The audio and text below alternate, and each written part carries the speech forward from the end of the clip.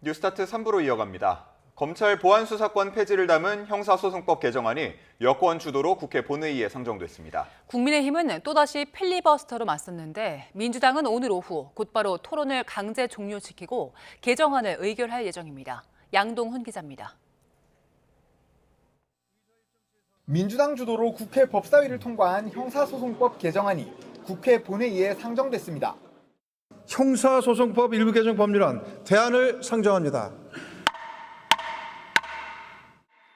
개정안에는 검찰의 보안수사권을 폐지하는 대신 보안수사 요구권을 강화하고 피해자의 이의제기권과 수사기록 열람 등사권 등을 확대하는 내용이 담겼습니다. 범죄에 대한 실효적인 대응은 물론 국민의 인권 보장을 강화하여 범죄 피해자의 절차적 권리 또한 확대하려는 내용입니다. 민주당은 지난 80년 동안 수사권과 기소권을 모두 쥐고 무서운 권력을 휘두른 정치검찰에 대한 개혁이 드디어 이뤄진 형사사법체계 정상화라고 평가했습니다. 국민의힘은 검찰 구하기를 위한 선동과 방해를 이제는 멈추고 국민을 위한 형사사법체계를 세우는 일에 지금이라도 동참을 해야 합니다. 하지만 국민의힘은 이재명 대통령과 민주당 강경파가 결탁해 형사사법체계를 망가뜨리는 법안을 밀어붙이고 있다고 목소리를 높였습니다. 보안수사권 폐지와 이재명 대통령 재판 취소를 막거래한 이 추악한 임명계약은 반드시 이재명 정권의 몰락으로 돌아올 것입니다. 무제한 토론, 필리버스터도 신청했는데 판사 출신의 국회 최다선 의원이 첫 주자로 나서 경찰 견제 약화로 인한 부작용이 우려된다고 강조했습니다. 박종철 고문치사 사건을 비롯해서 이번에 장윤기 사건부터 이런 것들을 제대로 볼 수 있는 기관을 없애는 이런 일을 하는 겁니까? 민주당은 24시간이 지나면 재적 의원 5분의 3 이상의 찬성으로 토론을 종결시킬 수 있다는 규정에 따라 오늘 오후 4시쯤 토론 강제 종료와 법안 의결을 시도할 방침입니다. 뒤이어 신속 처리 안건, 이른바 패스트트랙에 오른 법안의 심사 기간을 기존 최장 330일에서 90일 수준으로 줄이는 법안을 상정할 예정인데 국민의힘은 또 필리버스터를 예고했습니다. 다만 패스트트랙 단축 법안 무제한 토론의 경우 국회 임시의 회기가 끝남에 따라 오늘 자동 종료될 전망입니다. YTN 양동훈입니다. 투표용지 부족 사태의 진상규명을 위한 특검법이 여야 줄다리기 끝에 국회 본회의를 통과했습니다. 막판까지 수사 대상과 범위가 쟁점이 됐는데요. 국민의힘이 요구해온 선거 전산 시스템 관련 의혹도 수사할 수 있게 했습니다. 부장원 기자입니다. 더불어민주당과 국민의힘이 이른바 참정권 훼손 사태 진상규명을 위한 특검법에 합의했습니다. 물밑 협상 끝에 본회의 직전 합의안 도출에 성공한 겁니다. 특검 법안과 관련해서는 저희가 양당이 합의에 도달했습니다. 오랜 기간 협의를 해왔고 쟁점들에 대해서는 합의가 됐기 때문에 곧바로 법안 작성에 착수한 여야는 법제사법위원회 심사에 이어 국회 본회의 표결까지 속전속결 마무리했습니다.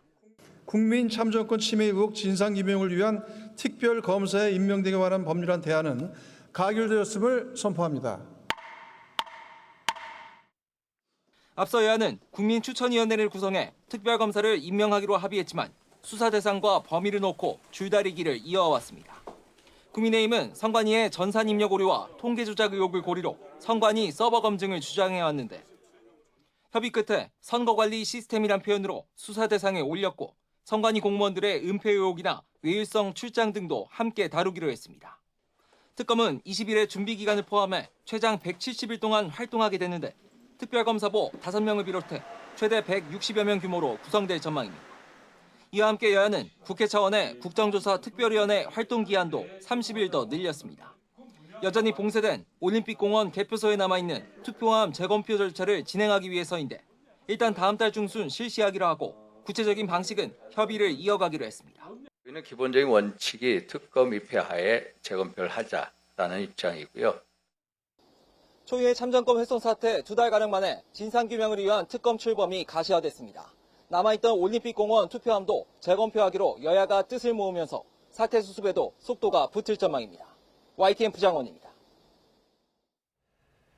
사흘 전 일본 구마모토현에서 일어난 지진의 희생자가 현재까지 34명으로 집계됐습니다. 생존자 구조의 골든타임인 만 72시간 전에 실종자를 찾기 위한 필사의 수색 작업도 계속되고 있는데요. 국제부 연결해 보겠습니다. 신우 기자, 밤 늦게까지 계속된 수색에서 성과가 있었습니까? 네, 굴뚝이 무너진 제지 공장에서 일본 경찰과 소방이 어제 오후 매몰된 사람 1명을 구조했다고 NHK 방송이 보도했습니다.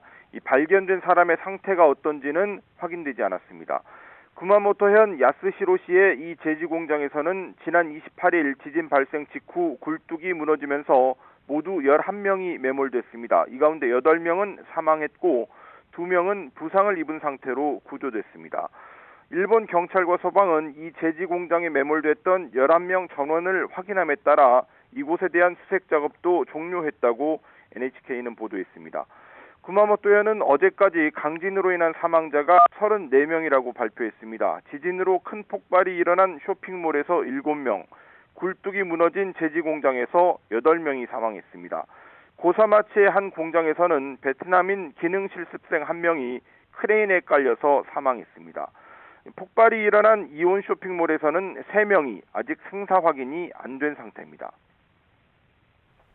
네, 구조의 골든타임인 만 72시간이 오늘 오후까지인데 오늘 수색 굉장히 중요하겠네요. 네, 그렇습니다. 일본 정부는 골든타임이 끝나기 전에 더 많은 인명을 구조하기 위해 총력을 기울이고 있다고 밝혔습니다. 지진 피해가 컸던 야스시로시 등을 중심으로 소방대원들이 구조견과 함께 주택도 수색하고 있습니다. 아직 실종자 3명의 생사가 확인 안 된 이온 쇼핑몰에 대한 수색 작업도 오전부터 재개됩니다. 현재 구마모토현 안에 있는 대피소 400여 곳엔 주민 만여 명이 대피해 있는 상황입니다. 어제 저녁 기준 8만여 가구의 수돗물 공급이 중단됐고 14,000여 가구에는 전기 공급이 끊겼다고 교도통신이 보도했습니다. 이런 상황에서 구마모토현의 오늘 낮 최고 기온은 36도로 예보돼 있어서 폭염으로 인한 구조대와 이재민들의 어려움도 커지고 있습니다. 교도통신은 다카이치 사나이 총리가 이르면 월요일 지진 피해 현장을 방문할 가능성이 있다고 전했습니다. 네, 주요 기반 시설이나 공장의 복구 작업은 어떻게 진행되고 있습니까? 네, 지진으로 운행을 멈춘 신칸센의 일부 구간 운행이 재개됩니다. NHK 보도에 따르면 신칸센 운영사인 JR 큐슈는 후쿠오카 하카타역에서 구마모토역 구간은 안전이 확인됨에 따라 오늘 첫 열차부터 상하행선 운행을 재개할 예정이라고 밝혔습니다. 이 구간은 열차 운행 횟수는 줄었지만 거의 평소와 같은 수준으로 운행될 전망입니다. 하지만 구마모토역에서 가고시마 추오역 사이 구간은 여전히 운행 재개 계획이 없습니다. 이 구마모토현의 고속도로도 폐쇄돼 있어서 후쿠오카나 미야자키, 가고시마를 잇는 급행버스 운행은 계속 중단돼 있습니다. 다행히 주요 항구는 응급 복구를 마쳐서 물자 수송이 재개됐습니다. 세계적인 반도체 생산업체인 TSMC의 생산 차질도 계속되고 있습니다. 제2공장 건설 공사는 재개됐지만 제1공장이 다시 정상 가동되기까지는 며칠 더 시간이 필요할 것이라는 전망이 나오고 있습니다. 이 도요타의 세계 공장도 오늘까지 가동을 중단하고 그리고 미쓰비시 자동차는 지진으로 부품 조달에 차질이 생겨서 다른 지역 공장에서의 차량 생산도 어제부터 중단했습니다. 지금까지 국제부에서 YTN 신호입니다. 국내에선 찜통더위가 비상입니다. 연일 이어지는 폭염으로 온열 질환 환자가 속출하고 있습니다. 그제 하루에만 70명이 넘는 사람이 응급실에 실려갔는데 이 가운데 3명이 숨졌습니다. 이문석 기자입니다. 폭염에 쓰러지는 사람이 이어지고 있습니다. 지난 29일 하루에만 온열 질환자 76명이 발생했습니다. 이 가운데 전북에서 90대 여성이, 경북에서 80대 남성이 숨졌습니다. 더위로 닷새째 하루 70명 넘게 응급실에 실려가는 상황입니다. 올여름 누적 온열 질환자는 1,638명, 사망자는 12명으로 늘었습니다. 환자 10명 중 8명은 실외에서 보고됐습니다. 열탈진, 열사병, 열경련 같은 온열 질환을 예방하려면 물, 그늘, 휴식을 기억해야 합니다. 고온 환경에선 갈증이 없어도 물을 자주 마시고 낮에 야외 작업과 활동을 자제하면서 최대한 시원한 곳에서 머물도록 합니다. 집에 냉방기기가 없으면 에어컨이 나오는 무더위 쉼터를 찾아가면 됩니다. 행정복지센터와 도서관, 은행, 경로당 등 전국 9만 3천여 곳이 무더위 쉼터로 지정돼 누구나 무료로 시원하게 쉴 수 있습니다. 정부의 안전 디딤돌 앱과 네이버 지도, 카카오맵, 티맵에서 무더위 쉼터를 검색하면 가장 가까운 곳을 안내해 줍니다. YTN 이문석입니다. 문제는 이러한 극한 폭염이 앞으로 더 심해진다는 건데요. 영남을 덮친 40도 안팎의 기록적인 더위가 다음 주에는 수도권까지 번질 전망입니다. 특히 서울 기온도 사람 체온을 넘어서는 37도로 예보되면서 중대 경보에 준하는 폭염이 예상됩니다. 김민경 기자의 보도입니다. 뜨겁게 달아오른 서울 도심. 손부채에 얼음 음료로 열을 식혀보지만 숨막히는 열기는 좀처럼 가시지 않습니다. 서울은 폭염 경보 속에 곳곳에서 체감온도가 35도 안팎까지 올랐고 전국 대부분 지역에서도 35도를 넘나드는 폭염이 기승을 부렸습니다. 문제는 다음 주입니다. 더위를 식혀준 뚜렷한 변수가 없는 가운데 열기가 쌓이면서 다음 주에는 서울도 사람 체온을 웃도는 극한 더위가 예상됩니다. 높은 습도 탓에 체감온도는 1, 2도가량 더 높아 수도권도 폭염이 절정에 달할 걸로 보입니다. 바람의 방향이 지금은 서풍 계열이지만 다음 주에는 동풍 계열로 바뀌게 됩니다. 이 때문에 기온이 오르는 지역이 동쪽에서 서쪽으로 확대될 수 있다는 것을 의미합니다. 일부 지역에서는 폭염 중대경보 수준의 극한 더위가 이어질 가능성도 있는데 북상하는 태풍의 이동 경로가 핵심 변수가 될 전망입니다. 태풍이 좀 더 남쪽으로 치우칠 경우에는 서울 수도권도 마찬가지지만 우리나라 전역에 동풍에 의한 기온 상승이 예상이 되고 있는 상태이고요. 그 부분이 일정 반영이 되어 있는 예보가 지금 중계예보상에서의 수도권 37도입니다. 기상청은 극한 폭염이 서쪽 지방으로까지 번지면서 수도권에도 온열질환 피해가 잇따를 수 있다며 철저한 대비를 당부했습니다. YTN 김민경입니다. 두 번째 남미 순방국 칠레를 공식 방문한 이재명 대통령이 호세 안토니오 카스트 칠레 대통령과 회담을 열고 양국 관계 발전의 뜻을 모았습니다. 특히 발효된 지 20년이 넘은 한-칠레 FTA 개정을 추진하고 광물 수급 협력을 강화하기로 했습니다. 강진원 기자의 보도입니다. 이재명 대통령이 산티아고 도심 대통령궁 앞에 도열한 칠레 의장대의 사열을 받습니다. 밖에서 기다리던 카스트 대통령은 11년 만에 칠레를 찾은 대한민국 정상을 반갑게 맞이합니다. 이번이 첫 만남이었지만 손가락 하트를 만들어 보인 두 정상의 회담은 줄곧 화기애애했습니다. 1949년 칠레는 남미 국가 최초로 대한민국을 승인했습니다. 그리고 2004년 한국은 FTA 체결의 첫 상대국으로 칠레를 선택했습니다. Pues se trata del primer tratado de libre comercio entre un país de Asia y un país de América Latina. Como chilenos, nos sentimos orgullosos de ese privilegio. 회담에서 양국 정상은 한국과 칠레의 동반 성장을 위해 교역과 투자 협력을 확대하기로 했습니다. 특히 22년 전 발효된 한-칠레 FTA의 개정에 나서기로 했습니다. 호혜적인 한-칠레 FTA 개선 등을 포함한 양국의 통상관계 증진 방안에 대해서 협의해 나가기로 하였습니다. 한-칠레 FTA 자유무역위원회를 10년 만에 다시 가동해 디지털 무역과 인공지능 등 변화한 환경에 맞춰 협정을 현대화시키겠다는 의미입니다. 전략자원 부국 칠레와 핵심 광물 분야에서 손잡기로 한 것도 눈에 띄는 성과입니다. 이번 회담을 계기로 칠레와의 광물자원 파트너십 공동의를 장관급으로 격상해 채굴부터 생산까지 주요 광물의 전주기 협력을 강화키로 한 겁니다. 우리 양국은 광물자원 파트너십 양해각서를 바탕으로 협력의 범위를 광물자원 공급망 전반으로 확대하고 2차 전지 주 원료인 리튬과 구리 매장량이 각각 세계 1위인 칠레로부터 핵심 광물을 안정적으로 공급받을 수 있는 기반이 마련됐다는 평가입니다. 이 대통령은 양국 주요 기업인이 모인 행사에서도 한-칠레 경제협력의 중요성을 강조할 예정입니다. 지난 3월 출범한 칠레 신정부와 조기에 신뢰를 다진 이 대통령은 마지막 남미 순방국 아르헨티나에서 정상외교 일정을 이어갑니다.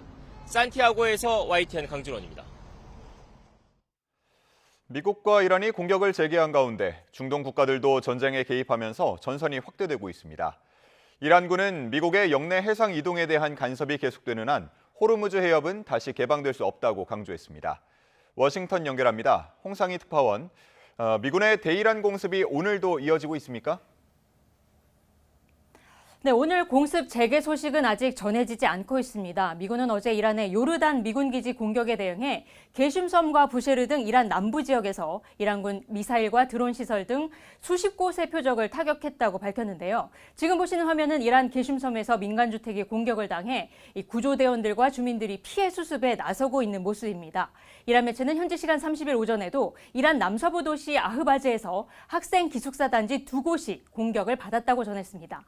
미국의 공습 재개에 이란 주민들은 미국의 공격을 규탄하면서도 이 분쟁 확대 가능성을 우려하는 모습이었는데요. 들어보시죠.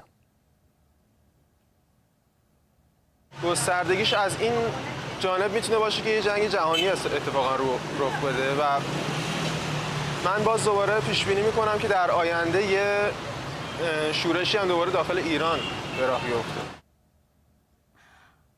네, 이란 이슬람 혁명 수비대는 미군 공격에 대한 보복으로 요르단 내 미군 공군 기지를 공격해서 F-35 전투기 석 대를 파괴하고 나머지 석 대에도 손상을 입혔다고 주장을 했는데요. 쿠웨이트 내 미군 기지도 공격해 드론 경납고 2곳, 또 항공유 저장시설 1곳을 파괴했다면서 미국을 완전히 축출할 때까지 미군 기반 시설 공격을 계속할 거라고 강조했습니다. 이란 혁명수비대는 오늘 성명을 내고 미국을 지원하는 국가들을 향해 강력한 대응을 할 거라고 경고했는데요. 미국의 위협과 영내 해상 이동에 대한 간섭이 계속되는 한 호르무즈도 폐쇄된 상태를 유지할 거라고 밝혔습니다. 네, 이란군의 전투기 파괴 주장에 대해서 미군은 사실이 아니라고 밝혔죠. 그렇습니다. 미 중부사령부는 오늘 이란 이슬람 혁명 수비대가 미군 F-35 스텔스 전투기와 항공기를 파괴했다는 주장은 거짓이라고 밝혔습니다.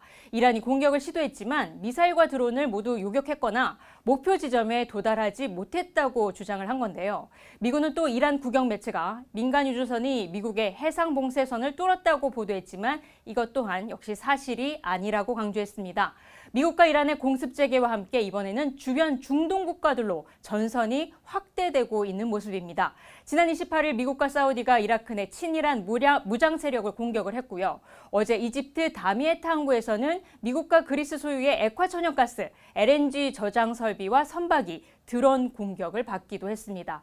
아직 양측의 공격이 산발적 수준에는 머무르고 있지만 미국이 만약 전면전에 나설 경우 중동 지역 전체로 전선이 확대될 수 있다는 우려가 커지고 있습니다.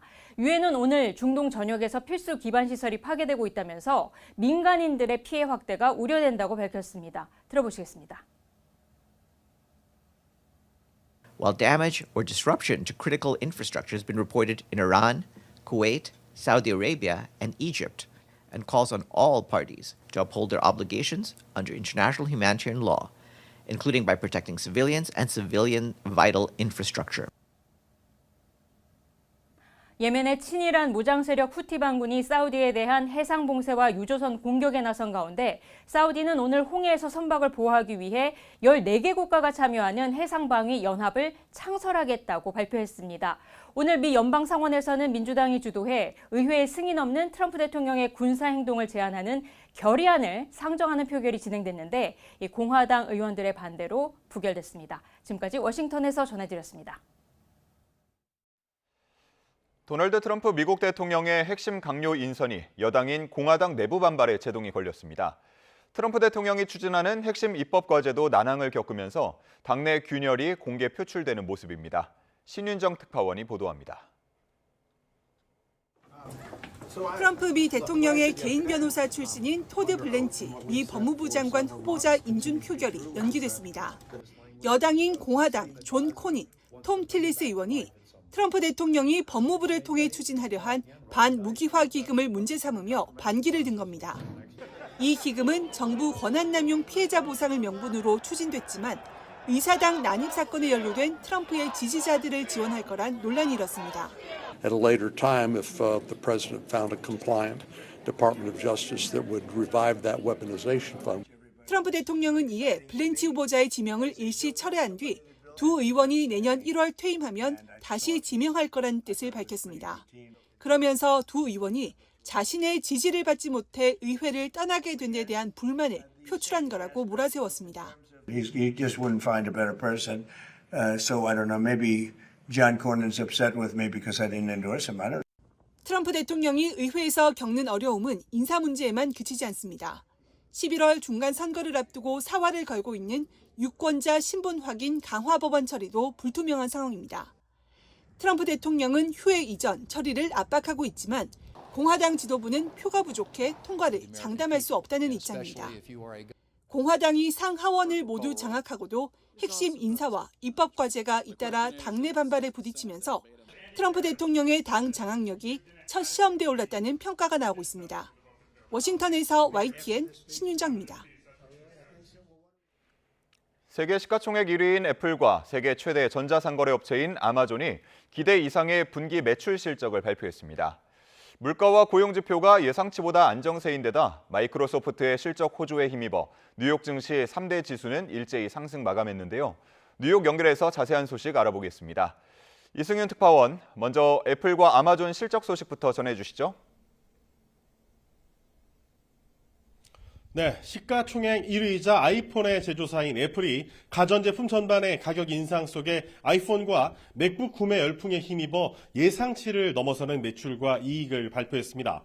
애플의 분기 매출은 1년 전보다 16.4% 증가한 1,094억 2천만 달러를 기록해 예상치인 1,086억 5천만 달러를 넘어섰습니다. 애플의 분기 주당 순이익 EPS는 2.02달러를 기록했으며 이 가운데 11센트는 미국 트럼프 행정부의 관세 환급금에 따른 것이었습니다. 관세 환급금을 제외해도 애플의 이익은 예상치인 주당 1.89달러를 웃돌았습니다. 아이폰의 매출은 예상치인 538억 6천만 달러를 넘어서며 21.7% 증가한 542억 5천만 달러를 기록해 애플의 실적을 견인했습니다. 이번 아이폰 매출은 가을 신제품 출시를 앞두고 보통 구매가 둔화하는 이번 여름 분기 기준으로는 역대 최고 실적입니다. 세계 최대의 전자상거래 클라우드 기업인 아마존이 1년 전보다 20% 늘어난 2,006억 달러의 분기 매출을 올렸습니다. 이는 시장조사기관인 런던증권 거래소 그룹이 집계한 전망치 1,964억 7천만 달러를 웃도는 수준입니다. EPS는 5.75달러로 예상치인 1.82달러의 3배 이상을 기록했고 영업이익률은 13.7%로 예상치인 12%를 웃돌았습니다. 아마존의 핵심 수익원인 클라우드 사업부 아마존 웹서비스의 매출은 1년 전보다 37% 증가한 422억 3천만 달러를 기록해 예상치인 405억 달러를 뛰어넘었습니다.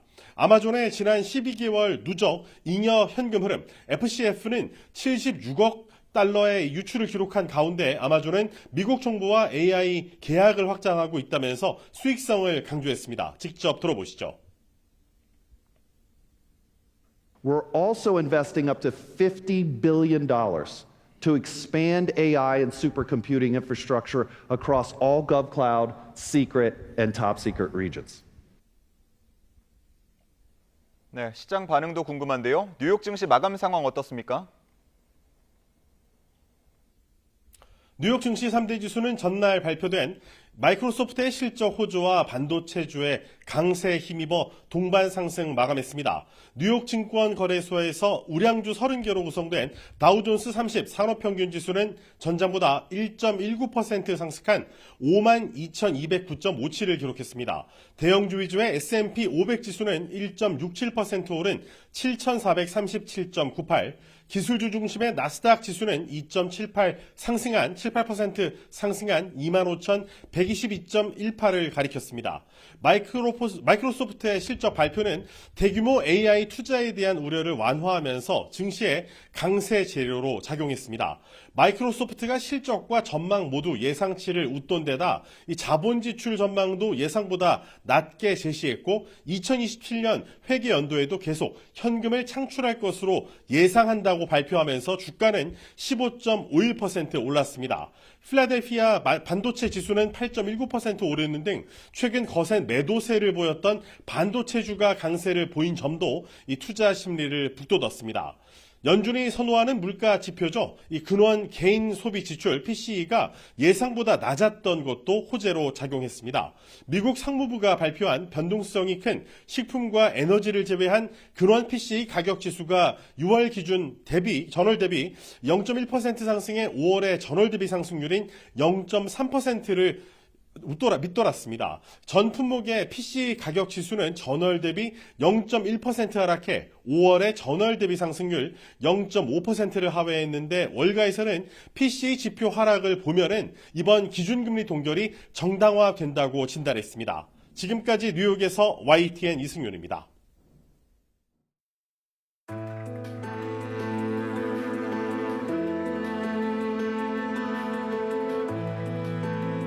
코스피가 430포인트 가까이 출렁이다 결국 1.2% 내린 5,594로 마감했습니다. 코스피와 코스닥 모두 연이틀 급락 후 상승하는 듯 했지만 급락장을 경험한 개인의 투매로 또다시 하락했습니다.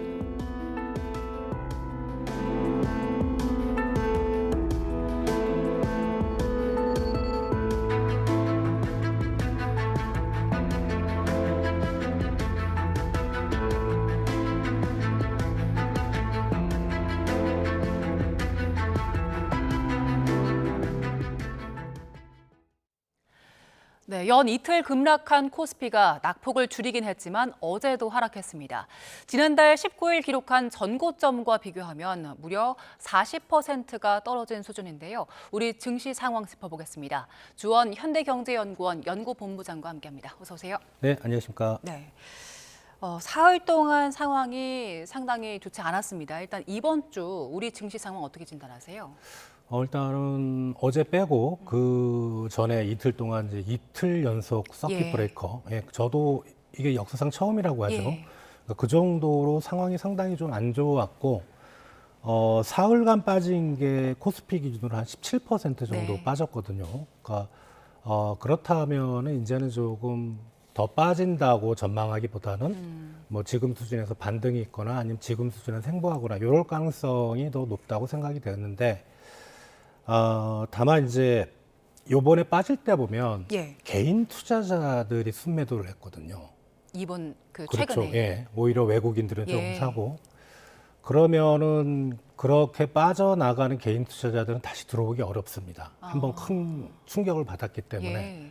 그래서 이제 개인 투자자들이 물론 이제 뭐 만약에 오늘 뉴욕 증시가 지난밤에 좋았기 때문에 오늘 좀 반등할 수 있지만 그렇게 개인 투자자 매수세가 강할 것 같지는 않고 그렇다면은 결국은 증시가 반등을 하더라도 좀 제한적인 수준이지 않을까 그렇게 생각이 됩니다. 그러면은 외국인이 얼마나 들어오는지 이 점을 좀 봐야 됩니까?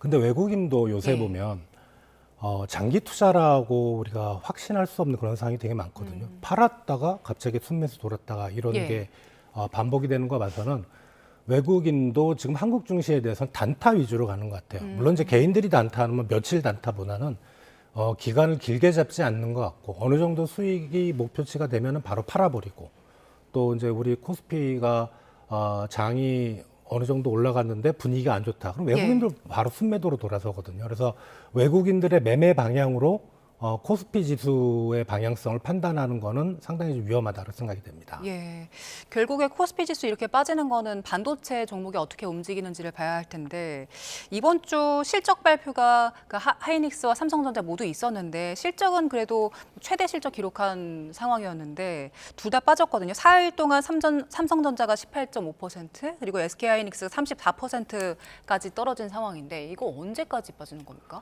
그러니까 시장에서 이제 예상했던 실적들이 그죠? 근데 뭐 삼성전자는 이전에 좀 발표했다가 이번에 이제 세부적으로 발표를 했는데 시장에서 예상했던 실적을 크게 뛰어넘지를 못했어요. 지금 그 삼성전자나 하이닉스가 빠지기 전에 주가는 시장에서 예상했던 실적보다 더 올라갈 것이다 라는 기대치가 형성된 주가였다고 저는 개인적으로 생각이 되는데 그냥 예상치 정도 그리고 하이닉스 같은 경우는 삼성전자는 이제 자본 지출 우리가 쉽게 말씀드리면 이제 공장 짓고 하는 설비 투자 이런 거에 미국 공장 얘기를 구체적으로 해서 예. 조금 최근에는 하이닉스보다 빠지긴 빠졌지만 좀 덜 약국이 빠졌잖아요. 좀, 예. 예. 근데 하이닉스는 구체적인 얘기가 전혀 없고 예, 설비 투자 늘리겠다라고만.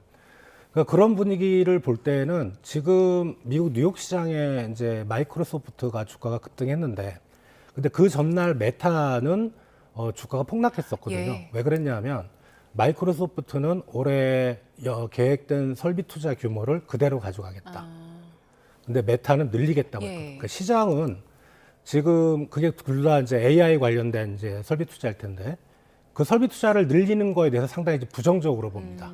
그리고 만약에 늘린다고 하더라도 구체적으로 뭐에 대한 투자를 하고 거기서 어느 정도의 매출이나 앞으로 시장을 확보하겠다는 그런 시장의 어떤 메시지를 줘야 되는데 하이닉스는 못 줬거든요. 예. 그래서 지금은 뭐 투자를 확대하겠다, 미래 뭐 반도체라든가 AI에 대한 수요가 많아서 그걸 기대하고 투자를 확대하겠다 이런 언급이 나오면 예. 주가는 우리나라든 미국이든 떨어지게 돼 있거든요. 그래서 하이닉스가 더 떨어졌던 것 같습니다. 예. 지금 주가 수준을 이제 보면서 이거는 반영될 수 있는 악재 모두 다 반영된 거다 이런 시각도 있던데 이제는 우리가 좀 지켜봐야 할 악재 남은 게 있습니까? 지금 이제 미국의 그 AI 산업의 구조를 볼 때는 우리 반도체 기업들은 죄송한 말씀인데 납품업체예요, 반도체. 예. AI 산업이 아니에요. 예. 예. 우리 하이닉스 HBM도 사실 엔비디아 그 주변에 들어가는 메모리 반도체일 뿐이지 맨 앞단에 있는 아까 말씀드렸던 뭐 메타라든가 이런 AI 서비스를 하려고 하는 그런 기업들의 투자 방향 예. 그리고 그 방향이 과연 이제 그 중에서도 아까 말씀드렸던 그 자본 지출, 그러니까 투자의 규모 그게 어떻게 흘러가느냐. 그 기업들이 시장이 좀 불확실하다 그러면 투자를 줄여 나갈 거거든요. 그리고 또 하나 그런 투자에 지금 가장 영향을 미치는 게 금리입니다. 금리. 예, 그러니까 미국 30년물 국채 금리가 지금 5.2%인데 예. 1년 전에 한 4.5, 10월 달에 4.5, 작년 10월 달에 4.5니까 엄청 올랐어요. 국채 금리가 올랐다는 거는 시장 금리는 더 변동이 크거든요. 자본 지출에는 아주 치명적입니다. 최근에 엔비디아가 그 자기네 엔비디아 반도체를 사주는 그 AI 그 투자를 하는 그런 기업한테 돈을 빌려준다고 하잖아요. 네. 그게 시장에서는 엄청나게 안 좋은 시그널로 들리는 겁니다. 아, 이제 돈이 메말랐구나. 금리는 올라가고 과연 그런 투자가 그러니까 금리라는 거는 그 투자를 해서 얻는 기대 수익률이 그보다 훨씬 더 높아져야 되잖아요. 엄청나게 이익을 벌어줘야 되는데 그런 기업들이 과연 나중에 뭐 그런 서비스를 만들어내고 돈을 벌 수 있을까. 그래서 지금 우리가 시장에 영향을 미치는 변수를 하나를 꼽으라면 예. 우리나라도 지금 한국 10년물 국채 금리가 1년 전에 2.7이었는데 지금 4.3이거든요. 네. 금리입니다. 예. 금리가 어떻게 보면 AI 산업의 방향성을 잡는다고 보시면 될 것 같습니다. 그래서 결국에는 투자하는 분들은 뭐 미국의 금리 어떻게 움직이는지 FOMC 챙겨보기도 하는 건데 그 증권가에서 앞으로 이 반도체 업체들 어떻게 보는가 봤더니 14곳 중에서 6곳이 반도체 업체들에 대해서 목표가 하향 조정했더라고요. 네. 근데 또 그 안에서 격차가 상당히 큽니다. 뭐 최저 가격과 최고 가격이 한 3배 정도 차이가 나던데 이건 왜 그런 겁니까? 이제 뭐를 기준으로 잡느냐라는 건데, 이제 그 가지고 있는 기업의 자산을 가지고 기준을 잡을 수도 있고, 미래의 예상 기대의 이익을 가지고 잡을 수도 있고, 그렇지만 이제 미래에 대한 기대가 주가에 반영되는 정도가, 그러니까 상관관계라죠. 많이 최근에 떨어졌다면 그냥 지금의 이익만 가지고 기준을 잡을 수 있는데, 지금의 이익만 가지고 기준을 잡을 때는 아무래도 좀 주가가 낮게, 그리고 자산이나 미래 기대 이익이라는 건 사실 고무줄이잖아요. 어떻게 보냐에 따르니까 그렇게 높게 평가할 수 있는 것 같고요.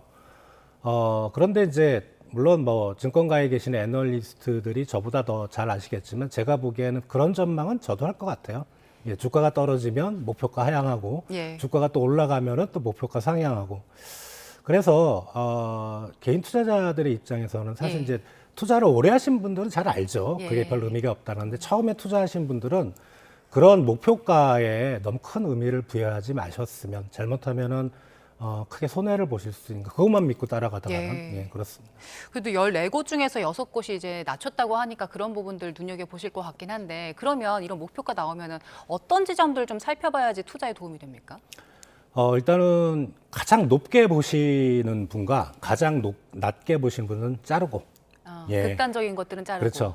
그리고 이제 가운데쯤에서 보면은 평균을 잡았을 때 예를 들어 뭐 하이닉스가 제가 정확히 모르겠는데 그 목표가가 300만 원이다 그러면은 그 나머지 이제 잘랐을 때 나머지 평균을 구해서 300이면 이게 그 대부분이 300 위에 있는지 300 밑에 있는지 만약에 300 밑에 있다면은 상당히 좀 부정적인 겁니다. 그거는 그런 식으로 좀 증권가의 시각을 좀 참고를 해서 투자를 하셨으면 좋겠습니다. 예.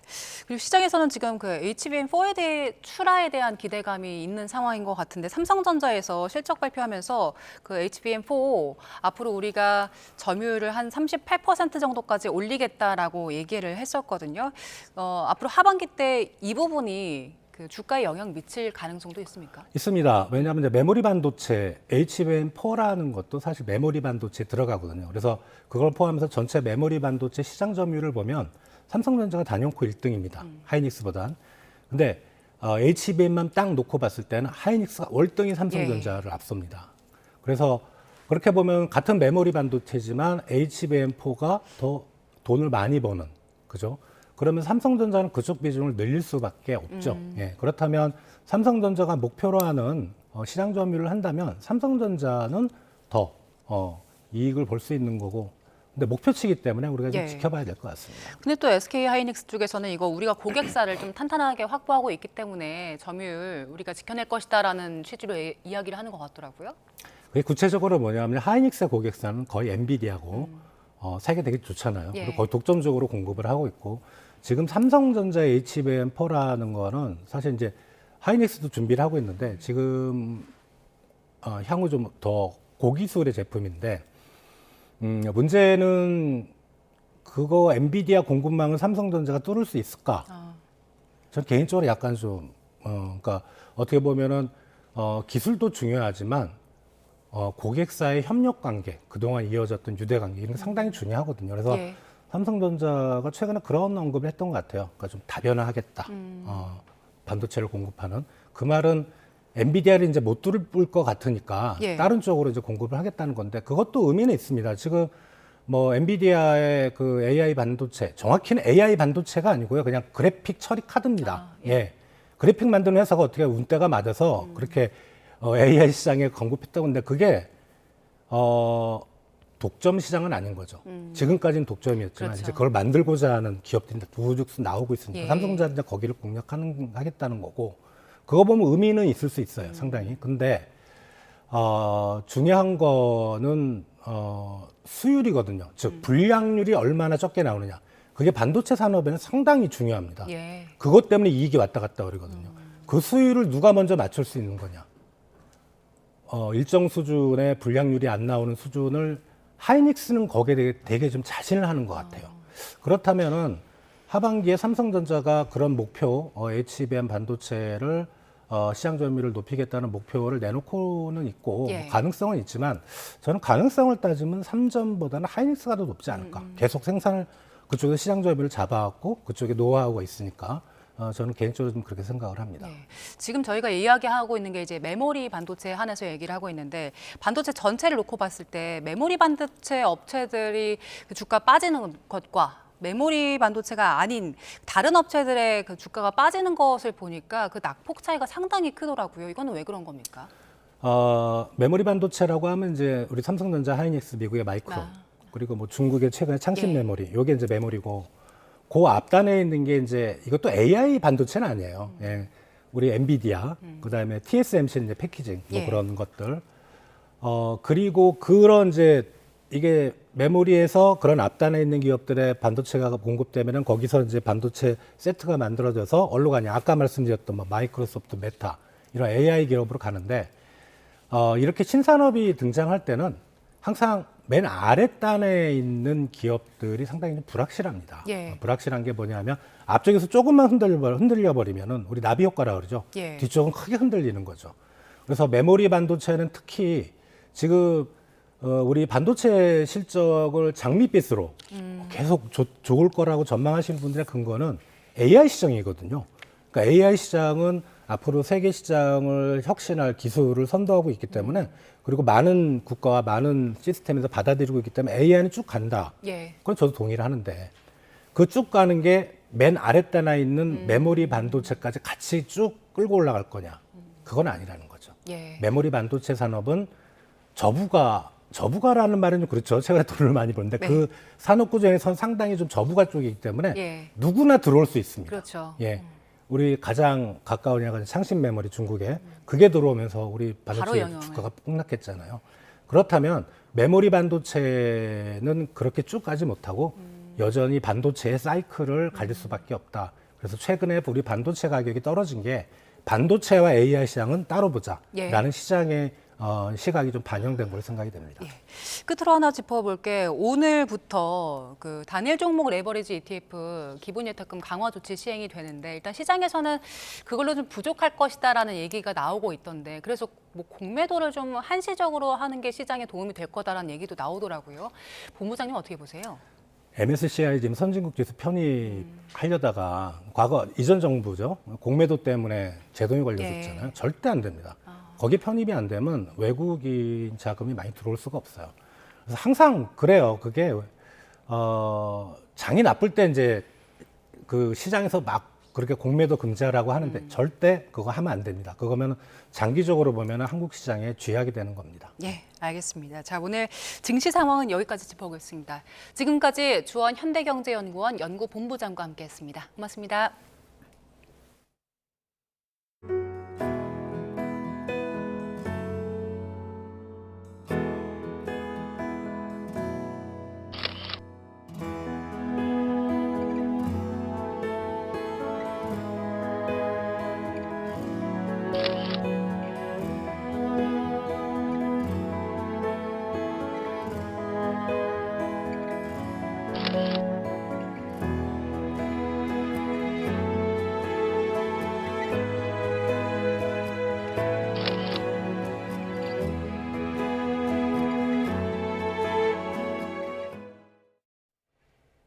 네, 끝으로 출근길 날씨 살펴보겠습니다. YTN 야외 스튜디오 연결합니다. 원희다 캐스터.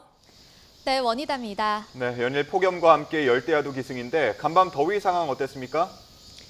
네, 낮에 열기가 고스란히 밤더위로 이어져 대부분 지역에서 열대야가 나타났습니다. 서울은 벌써 9일 연속 열대야가 지속하고 있는데요. 지금은 체감 온도가 28도 안팎까지 올라 있습니다. 네, 특히 경남 지역은 기록적인 폭염이 계속되고 있는데 오늘 기온 전망 어떻습니까? 네, 오늘도 예외는 아닙니다. 경남 양산은 기상 관측 이래 처음으로 이틀 연속 40도를 넘어섰는데 오늘도 또 다시 40도로 예보돼 극단적인 더위가 이어질 것으로 보입니다. 연일 고기압의 영향권에서 맑은 하늘이 지속하는 가운데 강한 일사의 고온다습한 서풍이 불어들며 기온을 크게 끌어올리고 있습니다. 전국에 폭염특보가 이어지고 있고 특히 부산과 양산, 김해와 창원에는 중대 경보가 발효 중인데요. 밤사이에도 열대야나 초열대야 수준의 더위가 나타났고 지금은 서울 26.1도, 강릉은 아침부터 30도에 육박하고 있습니다. 한낮에는 서울 34도, 강릉 37도, 부산 39도까지 크게 치솟겠습니다.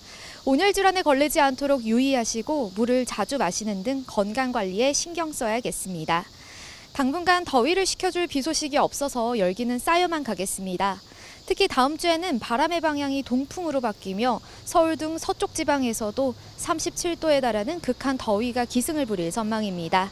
오늘 아침까지 강원 내륙과 호남 일부 지역에서는 가시거리 200m 미만의 짙은 안개가 끼겠습니다. 해당 지역에 계신 분들은 차간 거리를 넉넉히 두고 서행하시기 바랍니다. 지금까지 YTN 원희다입니다.